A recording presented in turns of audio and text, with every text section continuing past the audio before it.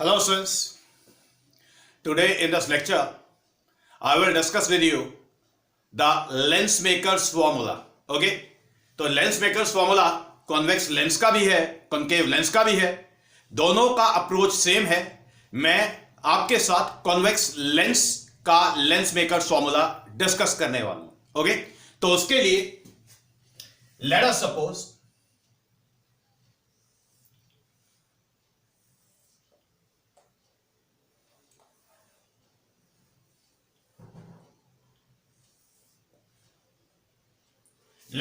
say it is the thin convex lens.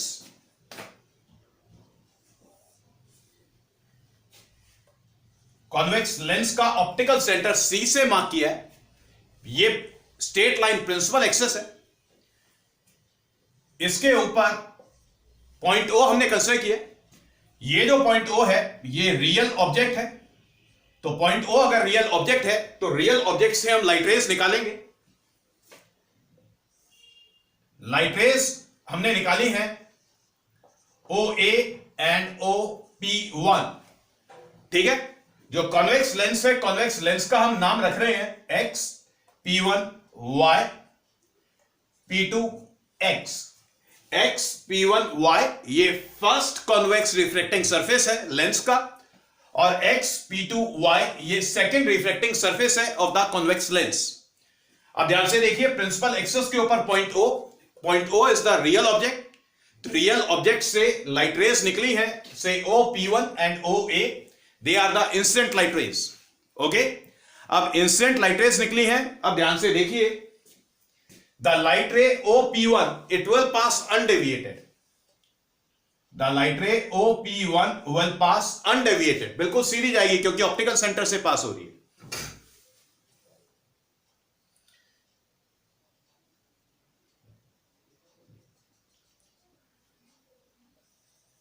Let us suppose that this is the point say C1. So the C1 is the center of curvature of the convex reflecting surface XP1Y. ये जो XP1Y है इसका centre of curvature C1 है. तो C1 से जो straight line हमने A से पास कराई है, it will be the normal at the point A. अब ये जो लाइट रे OA है इसने बिल्कुल सीधा जाना था. लाइट रे OA ने बिल्कुल सीधा जाना था. ओके, अब क्योंकि रिफ्लेक्शन होगा तो it will bend towards the normal. It bends towards the normal. अब इसको बोलते हैं से AB. क्लियर? अब अगर ये सेकंड सरफेस ना होती, अगर सेकंड रिफ्लेक्टिंग सरफेस XP2Y ना होती, तो ये जो लाइट रे AB थी, ये लाइट रे AB कहीं इस पॉइंट I1 तक पहुंचती. क्लियर? अगर रिफ्रैक्शन के बाद लाइट AB पॉइंट I1 तक पहुंचती, तो ये जो पॉइंट I1 होता, it will be the real image of this point object O. Clear? मतलब एक बारी रिफ्रैक्शन हुआ तो एक बारी रिफ्रैक्शन की वजह से I1 इमेज फॉर्म होगा. क्लियर? अब क्योंकि lens, the convex lens is bounded by the two curved reflecting surfaces, तो स्टूडेंट्स अब बेटा सेकंड रिफ्लेक्टिंग सरफेस पर दोबारा रिफ्लेक्शन होगा. समझ आ गई बात? OA incident ray, OP1 incident ray, तो दोनों इंसिडेंट रे. AI1 को बोलेंगे रिफ्लेक्टेड रे, P1 I1 को बोलेंगे रिफ्लेक्टेड रे. अब रिफ्लेक्टेड रेज एक्चुअली इंटरसेक्ट कर रही है, इसलिए पॉइंट I1 रियल इमेज होगा of the point O when the light suffers reflection at the curved surface XP1Y. सिर्फ एक बार रिफ्लेक्शन हुआ. क्लियर? अब ध्यान से देखिए, अब अगर हम second curve reflecting surface XP2Y को कंसीडर करते हैं, जब हम XP2Y को कंसीडर करते हैं तो इसके लिए AB और P1 P2 दोनों इंसिडेंट रेज मानी जाएंगी. AB और P1 P2 इंसिडेंट रेज मानी जाएंगी. अब ध्यान से देखिए, AB और P1 P2 they are the converging light rays. ये कन्वर्ज हो रही है at the point I. Okay, so this point I, अब की बारी जब हम रिफ्लेक्शन स्टडी कर रहे हैं XP2Y पर, सेकंड रिफ्लेक्शन की बात हो रही है, तो AB incident ray, P1 P2 incident ray. The incident rays they are the converging rays. और बेटा इंसिडेंट रेज अगर कन्वर्ज करती हैं बिफोर रिफ्लेक्शन और रिफ्रैक्शन, तो जिस पॉइंट तक पहुंचती हैं वो पॉइंट वर्चुअल ऑब्जेक्ट होता है. तो second curve reflecting surface x P2y के लिए जो पॉइंट I1 होगा, अब की बार ये I1 वर्चुअल ऑब्जेक्ट होगा। क्लियर? तो स्टूडेंट्स फिर से हमें रिफ्लेक्शन स्टडी करना है एट दिस पॉइंट से भी। तो यहां पर लेट अस सपोज से C2 is the centre of curvature of this curve reflecting surface x P2y। इसके लिए ये डॉटेड लाइन, तो C2B से जो लाइन पास हो रही है, पॉइंट B से जो लाइन पास हो रही है from the point C2, it is the normal at the point B। अब ध्यान से देखिए, लाइट रे AB जो कि कन्वर्ज कर रही थी, it will suffer reflection and it will bend away from the normal. Normal आपको दिखाई दे रही है, ओरिजिनल पाथ आपको दिखाई दे रहा है, it will move away from the normal. So students, this light ray BI is the refracted ray. BI is the refracted ray and the P2I is again the refracted ray. तो final जो image form हुआ वो final image point I है। तो students, point O का distance सारे के सारे डिस्टेंसेस अब की बारी ऑप्टिकल सेंटर से मेजर होंगे। तो जो एजम्पशंस हैं लेंसेज की और जो साइन कन्वेंशंस हैं, अभी मैं आपको थोड़ी देर में दे रहा हूं।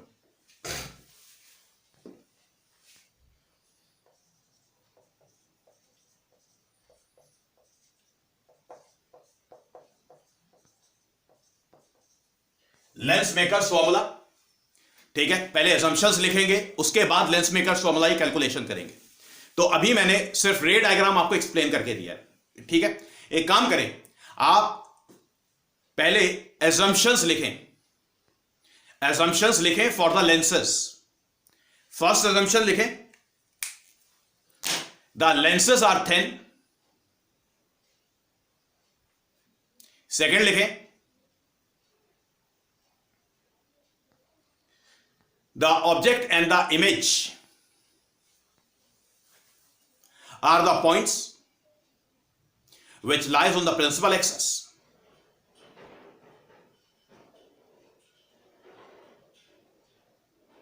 थर्ड लिखें, all the distances are to be measured from the optical center of the lens.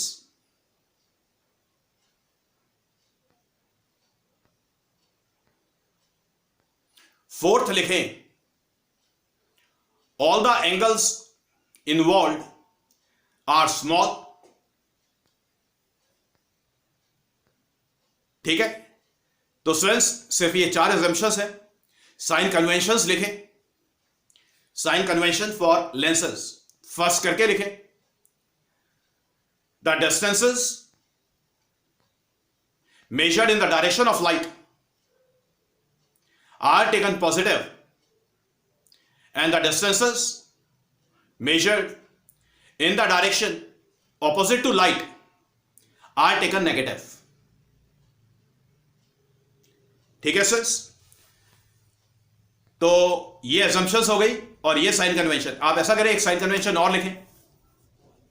देखिए, अगर ऑब्जेक्ट और इमेजेस पॉइंट ऑब्जेक्ट या पॉइंट इमेजेस ना हो, उनकी कुछ हाइट हो, तो जो हाइट प्रिंसिपल एक्सिस से अपवर्ड डायरेक्शन में मेजर की जाती है वो पॉजिटिव होती है, और जो हाइट प्रिंसिपल एक्सिस से डाउनवर्ड डायरेक्शन में मेजर की जाती है वो नेगेटिव होती है।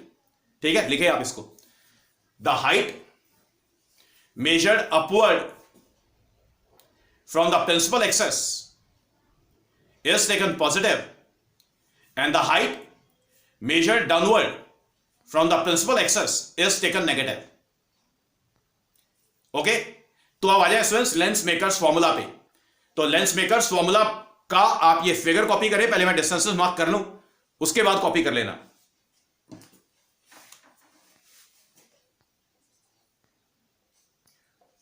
ओ से लेके सी तक का ये जो डिस्टेंस है इसको आप यू मार्क करें।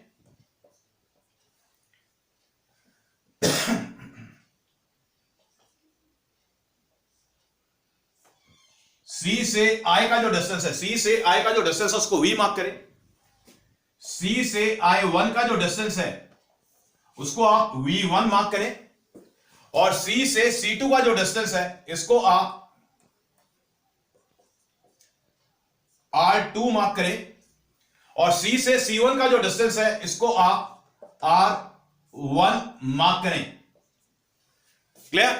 अब बेटा देखिए, कॉन्वेक्स लेंस आपको दिखाई दे रहा है, रेयर और मीडियम को हम 1 मार्क करें और लेंस के मीडियम को 2 मार्क कर लें, लेंस के मीडियम को 2 मार्क कर लें।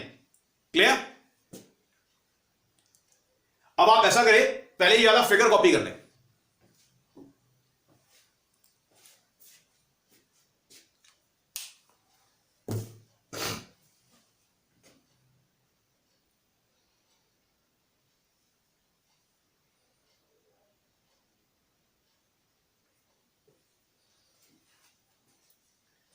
यस फ्रेंड्स, अब ऐसा करें, कंसिडरेशंस लिखें। Consider the convex lens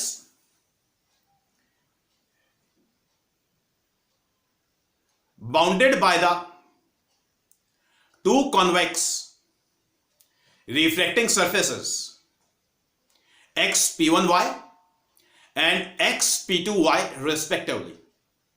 Full stop.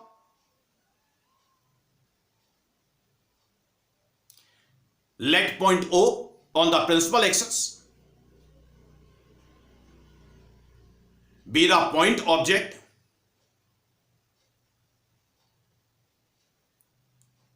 and the point I on the principal axis is the final image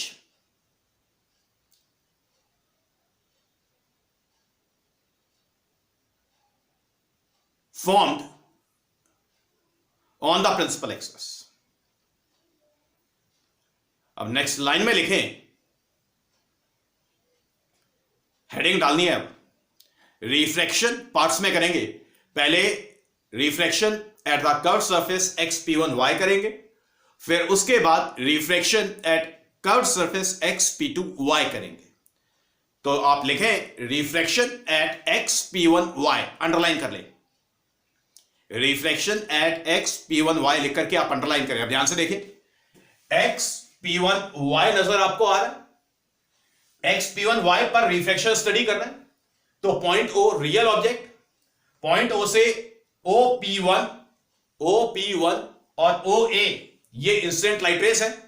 तो जब हम फर्स्ट रिफ्लेक्टिंग सरफेस की बात कर रहे हैं, xp1y की बात कर रहे हैं, तो आप xp2y को भूल जाएं, आप xp2y को भूल जाएं। क्लियर हो गई बात? तो जब आप xp2y को भूलेंगे तो ध्यान से देखिए कैसे दिखाई देगा आपको। आपको कुछ ऐसा दिखाई देगा, यहां पे x है, यहां पर आपको p1 दिखाई दे रहा है और ये y दिखाई दे रहा है। तो ये पॉइंट O था, पॉइंट O से OP1 निकला था और पॉइंट O से OA, OP1 and OA they are the incident light rays. ये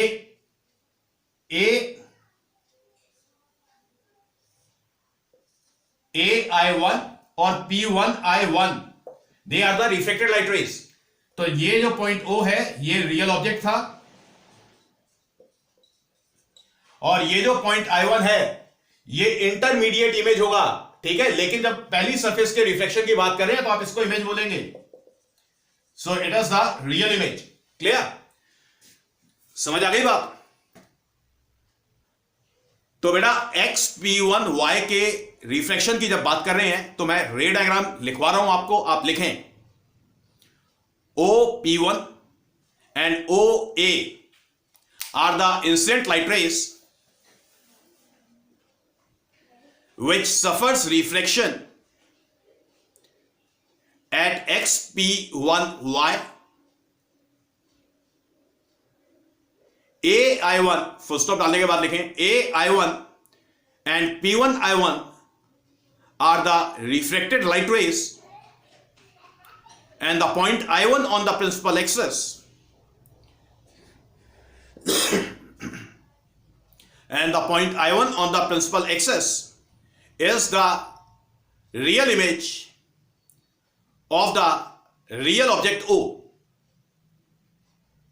फुल स्टॉप डाल के नेक्स्ट लाइन में लिखें the relation between object distance, image distance and the radius of curvature is given by। अब बेटा object distance, image distance और radius of curvature के बीच में रिलेशन लिखना है, ठीक है। रिलेशन लिखेंगे जो हमने लास्ट टाइम एक्सप्रेशन किया था, कर्व रिफ्रैक्टिंग सरफेस पर रिफ्रैक्शन स्टडी किया था और ऑब्जेक्ट डिस्टेंस, इमेज डिस्टेंस और रेडियस ऑफ कर्वेचर के बीच में रिलेशन ऑब्टेन किया था। तो उस वाले रिलेशन को यूज करेंगे। वो वाला रिलेशन हम यूज कर रहे हैं, ध्यान से देखिए। जो ऑब्जेक्ट है या इंसिडेंट रेस है, they are present in the medium 1, so we are going to write this as say μ1 divided by minus of u plus μ2 divided by v1। p1 i1 की बात करेंगे आप, तो v1 इमेज डिस्टेंस हो जाएगा। It is equals to μ2 minus μ1 divided by r1। Let us call this as equation number first. तो ये required relation होगा between the object distance, the image distance and the radius of curvature. Copy करिए इस वाली equation को।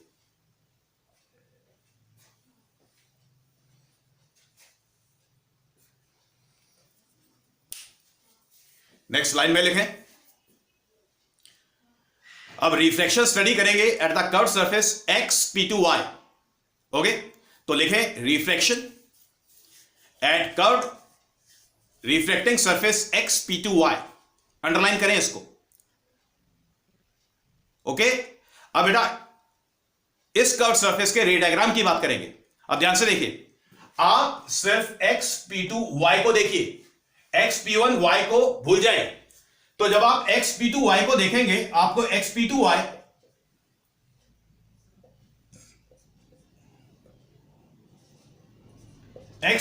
कुछ ऐसा दिखाई देगा। अब xp2y को जब आप देख रहे हैं तो आपको a b और p1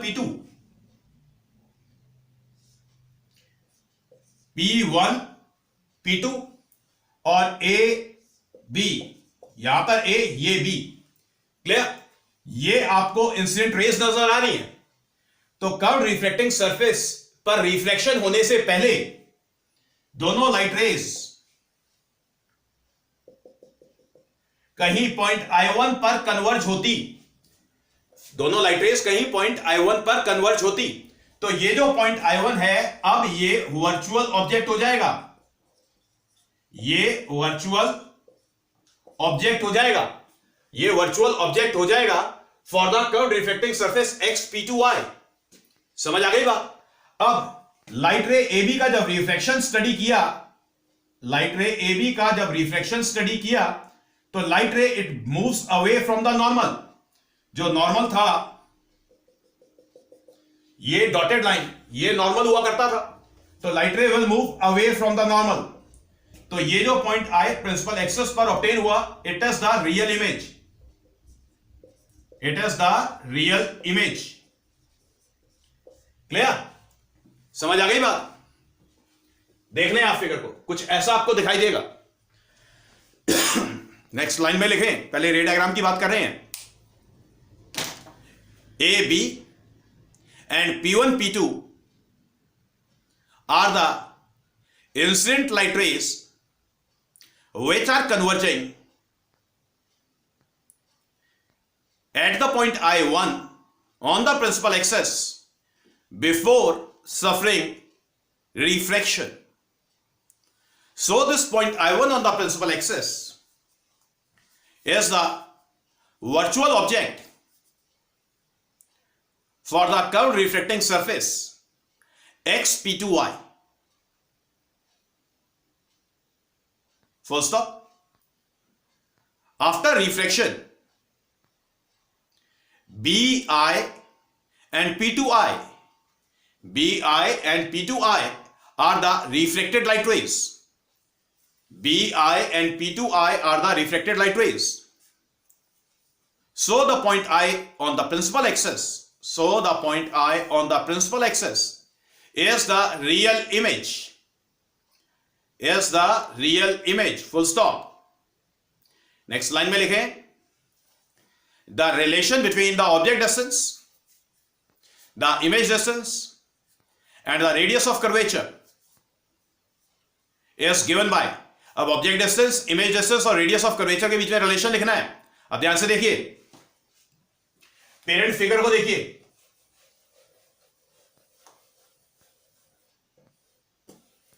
पेरेंट फिगर को देखिए।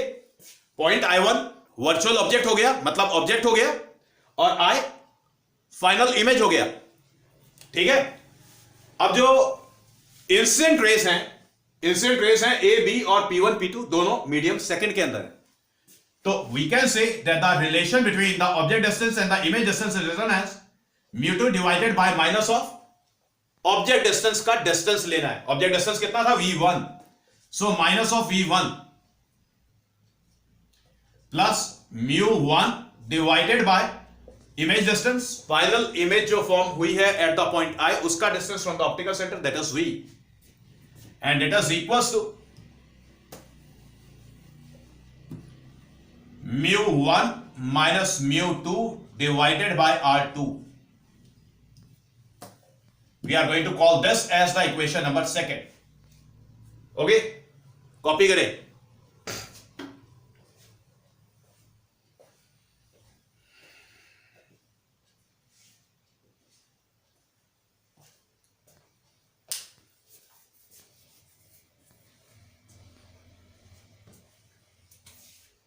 R2 लिख लें, इसको R2 लिख लें। अब ध्यान से मेरी बात सुनिए। अब स्टूडेंट्स दोनों को करना है मर्ज, फ्यूज करना है और रिफ्रैक्शन थ्रू द लेंस की बात करनी है। नेक्स्ट लाइन में लिखें refraction through the convex lens, underline करें।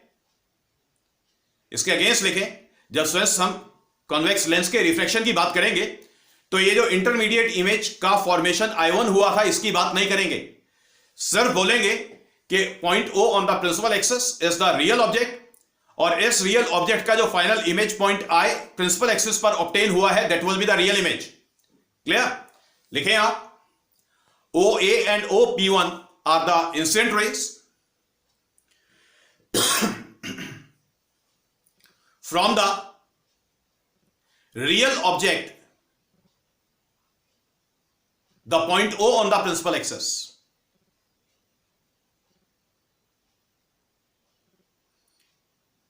Full stop डालें। Light suffers refraction and BI and P2I are the refracted light rays, and the point I on the principal axis is the real image. Full stop. Next line में लिखें the relation between the object distance and the image distance can be obtained by adding the equation 1 and equation 2। तो students अब बेटा हमें object distance और image distance को obtain करना है in terms of radius of curvature. तो obtain करने के लिए हम क्या करेंगे, हमने पार्ट्स में जो रिफ्लेक्शन स्टडी किया है और जो ऑब्जेक्ट डिस्टेंस और इमेज डिस्टेंस के रिलेशन हमारे पास में हैं, जो इक्वेशंस हैं 1 और 2, उनको सिंपली ऐड करेंगे। Okay, so students adding the equation 1 with equation 2,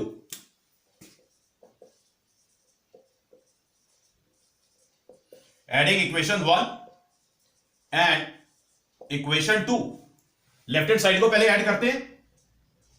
μ1 divided by minus of u plus μ2 divided by V1 plus μ2 divided by minus of V1 plus μ1 divided by V is equals to, right hand side को भी add कर रहे हैं, μ2 minus से μ1 divided by R1 plus μ1 minus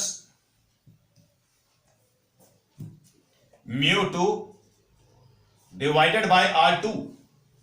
समझ आ गई बात? तो ऐड करने के बाद ध्यान से देखिए, μ2 बाय V1 पॉजिटिव है, μ2 बाय माइनस V1 हमारे पास यहां पर है, तो ये हमारा कैंसिल आउट हो जाएगा। तो we are left with μ1 divided by minus of u plus μ1 divided by v is equals to, right hand side से देखिए μ2 माइनस μ1 को कॉमन लेंगे, μ2 minus μ1 is common, we are left with यहां पर 1/R1, क्योंकि μ1 माइनस μ2 को कॉमन लिया है, सो यहां पर -1/R2। समझ आ गई बात? तो आप ये वाली कैलकुलेशन पहले कॉपी कर लें।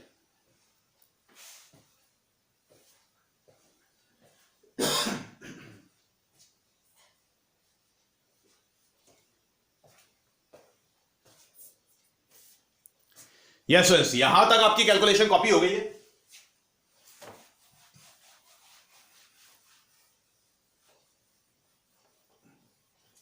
अब आगे की जो कैलकुलेशन है, आगे की कैलकुलेशन हम यहां पे कर रहे हैं। स्टूडेंट्स देखिए, μ2 माइनस μ1 से μ2 कॉमन लेते हैं, या ऐसा करते हैं μ1 को कॉमन लेते हैं। μ1 को कॉमन लेते हैं क्योंकि लेफ्ट हैंड साइड पे μ1 है। So μ1 is made common, left hand side से पहले कॉमन ले रहे हैं। It is 1 upon minus of u plus 1 upon v is equals to, यहां राइट हैंड साइड से μ1 कॉमन लेते हैं। It is written as μ1 is common, μ2 divided by μ1 minus of 1 multiplied with 1 upon r1 minus 1 upon r2। समझ आ गई बात? अब यहां पर μ1 से μ1 को कैंसिल करते हैं। 1 divided by minus of u plus 1 divided by v is equals to μ2 divided by μ1 minus 1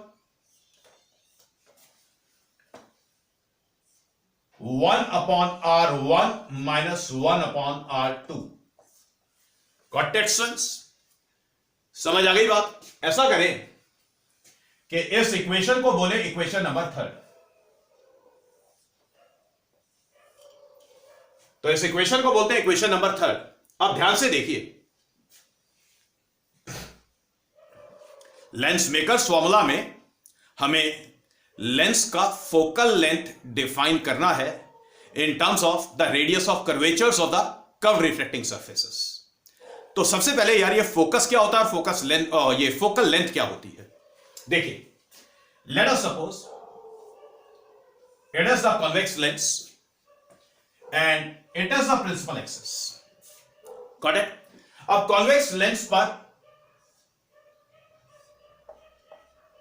अगर पैरेलैक्सियल रेज आए, पैरेलैक्सियल रेज आती हैं जब ऑब्जेक्ट इंफिनिटी पर होता है।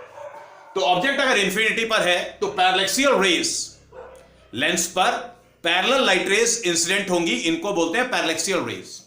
तो पैरेलैक्सियल रेज का रिफ्रैक्शन होगा, रिफ्रैक्ट करने के बाद, रिफ्रैक्शन के बाद पैरेलैक्सियल रेज प्रिंसिपल एक्सिस पर जिस पॉइंट पर मीट करती हैं उसको फोकस बोलते हैं। क्या बोलते हैं उसको? फोकस बोलते हैं। So friends, the point F is the focus, C is the optical centre. तो ये जो डिस्टेंस C F हो गया, इसको हम फोकल लेंथ बोलते हैं, इसको हम फोकल लेंथ बोलेंगे। बात समझ आ गई? इसी का कन्वर्स एग्जिस्ट करता है। अगर इस पिक्चर को उल्टा करें, दोबारा देखिए, let us suppose say it is the convex lens, it is the principal axis. इसी पिक्चर को जब हमने उल्टा किया तो अब की बारी प्रिंसिपल एक्सिस पर एक ऐसा पॉइंट जहां पर अगर हम रियल ऑब्जेक्ट को प्लेस करें तो रियल ऑब्जेक्ट से जो लाइट रेज निकलेंगी, रियल ऑब्जेक्ट से जो लाइट रेज निकलेंगी, क्लियर, दे becomes parallel after suffering reflection. तो मतलब अब की बारी object O is placed on the principal axis and the image is formed at infinity। समझ आ गई बात? तो फ्रेंड्स, ये जो ऑब्जेक्ट का पोजीशन है, आप इसको भी फोकस बोल सकते हैं। ये भी फोकस होता है। ये ऑप्टिकल सेंटर, तो ये फोकल लेंथ F2। क्लियर? तो आपको समझाने के लिए मैंने F1 और F2 मार्क किया है। एक्चुअल में कॉन्वेक्स लेंस का कभी कोई उल्टा सीधा नहीं होता। F1 और F2 दोनों हमेशा इक्वल होती है। बात समझ आ गई? क्लियर? तो हम दो सिचुएशंस में एक बार F1 की बात करेंगे, एक बार F2 की बात करेंगे, कैलकुलेशंस देखते हैं क्या आती हैं। ठीक है? ओके, आप ऐसा करें, इक्वेशन 3 तक आपने कॉपी कर लिया है, ये दोनों फिगर अभी कॉपी ना करें। ठीक है? आप लिखें, पहले लिखें, when the object is located at infinity, the incident light rays on the lens are the parallel rays which suffers refraction and the refracted rays meet at the point f1, इसको f1 कर ले, at the point f1 on the principal axis. Okay, clear? The point f1 on the principal axis is called focus of the convex lens. अब ऐसा करें कि सिर्फ ये पहला वाला फिगर, ये वाला फिगर कॉपी करें, ये वाला फिगर कॉपी करें, ये वाला फिगर कॉपी करने के बाद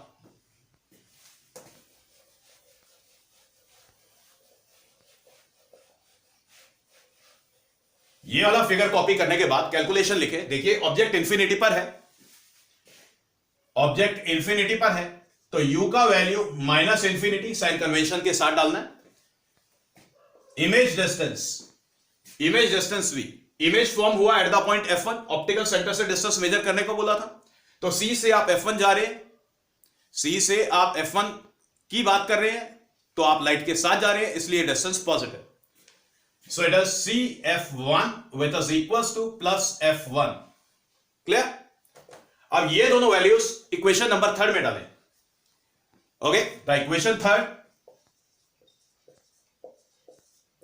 can be rewritten as, इसको रीराइट कर लें, 1 upon minus of minus infinity plus 1 upon f1 is equals to mu 2 by mu 1 minus 1 multiplied with 1 upon r1 minus 1 upon r2. So 1 upon f1 is equals to mu 2 divided by mu 1 minus 1 multiplied with 1 upon r1 minus 1 upon r2. Okay, इस वाली equation को equation number 4 बोले। समझ आ गई बात? Okay, तो first figure की कैलकुलेशन यहां पे आप ऐसा करें, कैलकुलेशन एक बार कॉपी कर लें।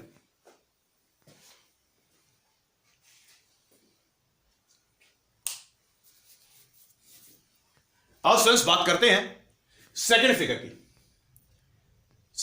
की। नेक्स्ट लाइन में लिख लें आप, when the object is located on the principal axis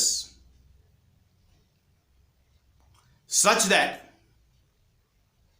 the light rays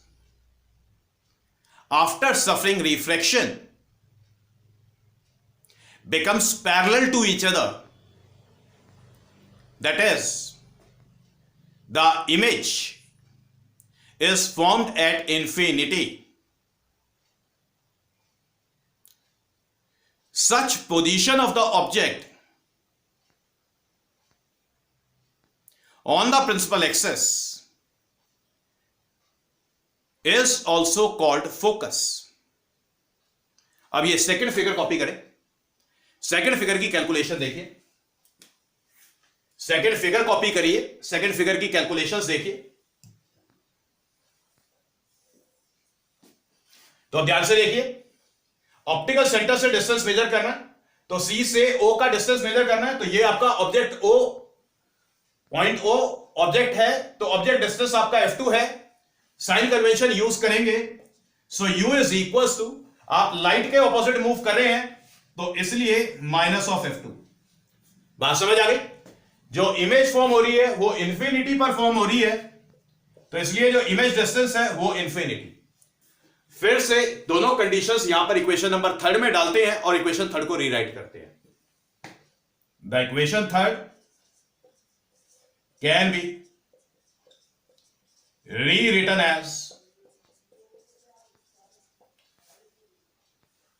1 upon minus of minus f2 plus 1 upon infinity is equals to mu 2 by mu 1 minus 1 multiplied with 1 upon r1 minus 1 upon R2। Got it? Copy कर ले।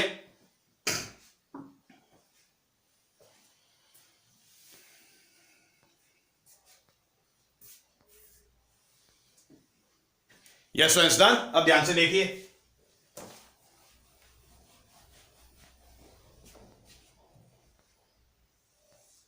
अब जो आगे की calculation है, इसके बाद जो कैलकुलेशन है वो हम यहां पे करेंगे इस लाइन के नीचे, ठीक है। So we are left with 1 upon say F2, 1 upon F2, 1 upon infinity 0 is equal to mu2 divided by mu1 minus 1 multiplied with 1 upon R1 minus 1 upon R2। बात समझ आ गई? Now we are going to call this as the equation number 5th।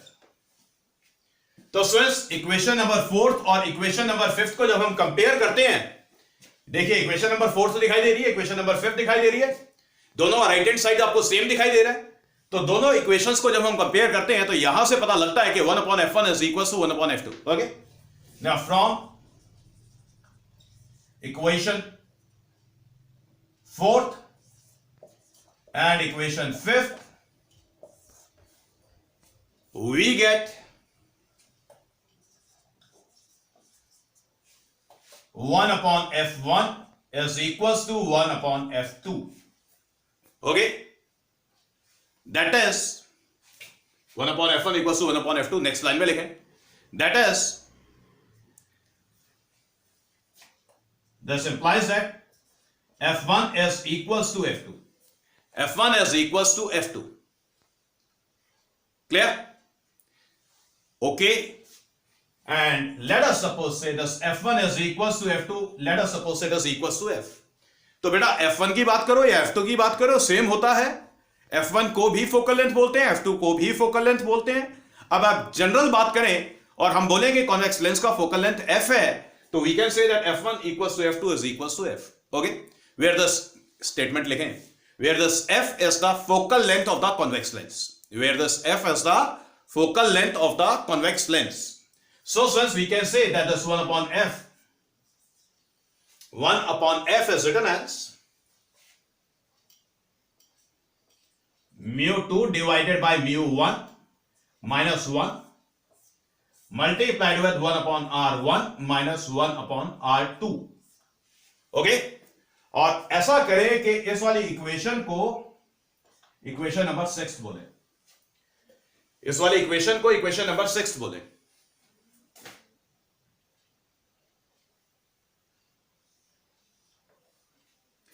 Done? Copy करें।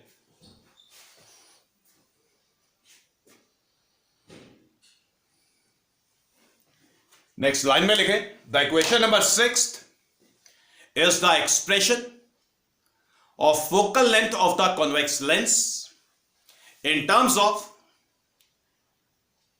radius of curvatures